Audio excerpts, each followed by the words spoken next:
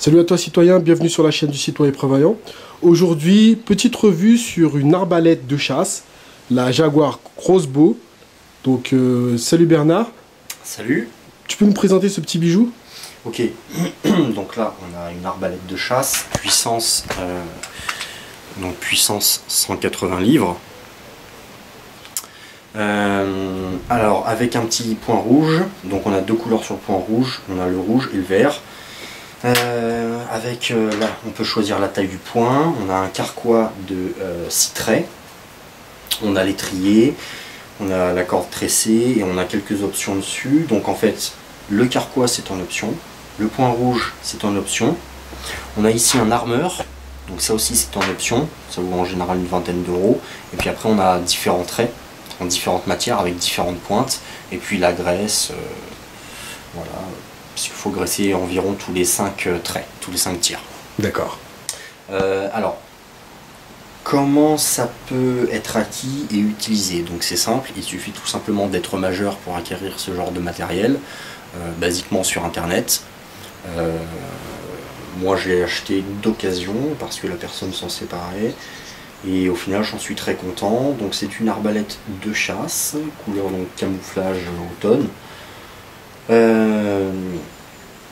Ça peut permettre de chasser de belles pièces, hein, puisqu'il y en a qui chassent même le sanglier avec.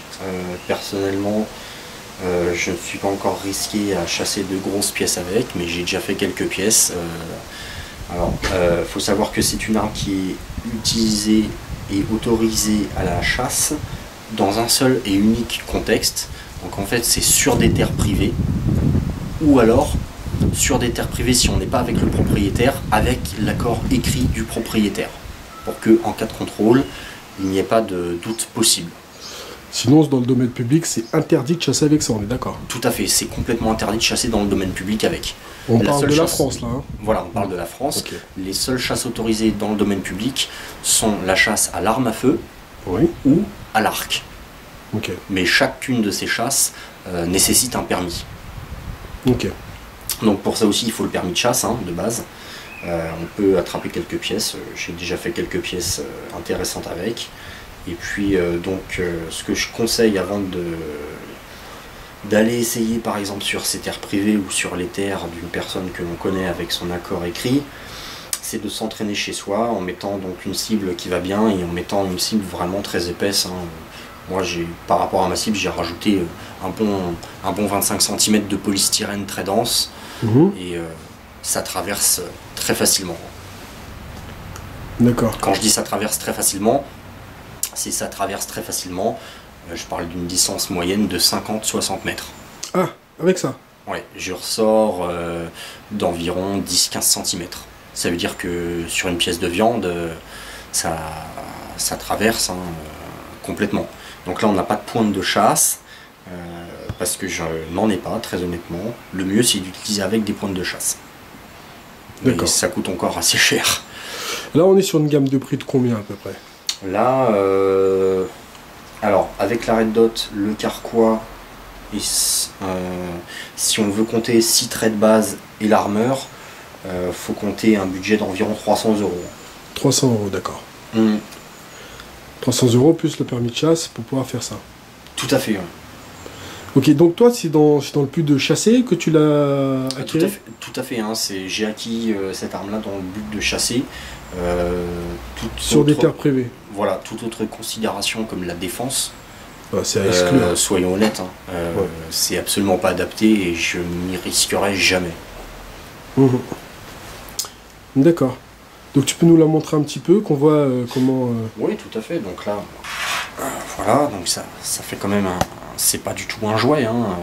On voit bien que c'est une arme, ce n'est pas utilisé à la légère. Donc faire attention, je sais pertinemment que si par exemple j'avais quelqu'un en face de moi et j'actionnais ça, je traverse de part en part, hein. C'est une certitude. Oui, mais c'est pas trop le but. Non, non, c'est pas le but, mais c'est pour montrer aux gens que ça n'est pas un jouet et ça ne doit pas être considéré ou utilisé comme tel. D'ailleurs, c'est pour ça qu'il faut un permis pour pouvoir jouer avec ça. Et bah, si vous voulez chasser avec, voilà, il faut un permis de chasse. Ce qui me paraît tout à fait logique et normal, hein. On est encore dans un Mais pays pour l'utiliser, il faut un permis de chasse, mais pour l'acheter, est-ce qu'il en faut un? Non, non, non, l'achat est complètement libre dès l'instant où vous êtes majeur. Et on peut s'entraîner dans son jardin avec toute légalité. Ou même en stand de tir. Il y a des stands de tir qui font l'arc et l'arbalète. D'accord, ok. C'est la chasse qui est réglementée. D'accord. Voilà, la chasse est très encadrée. Domaine public interdit, formellement. Ok, donc on peut considérer que dans une situation dégradée, on peut l'utiliser pour chasser.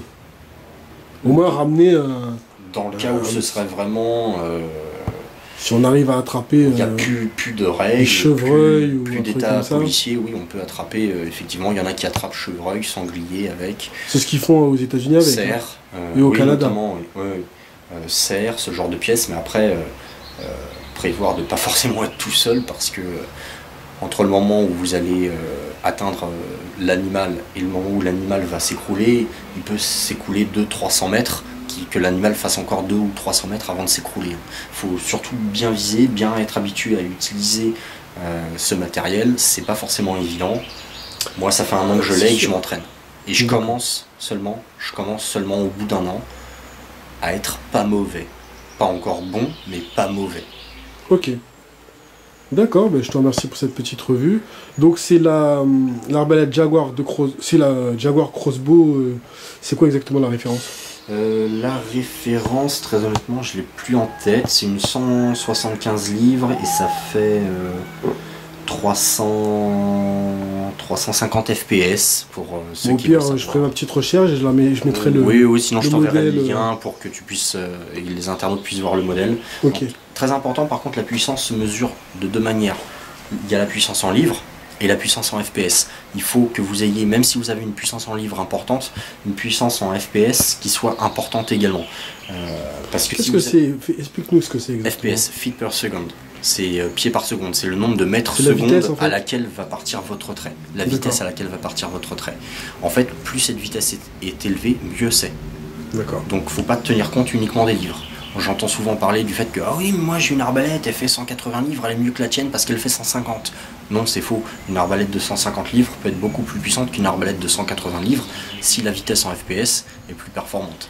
Et c'est le poids de quoi qui mesure les livres? Le poids de quoi? Livre, c'est En le fait, poids.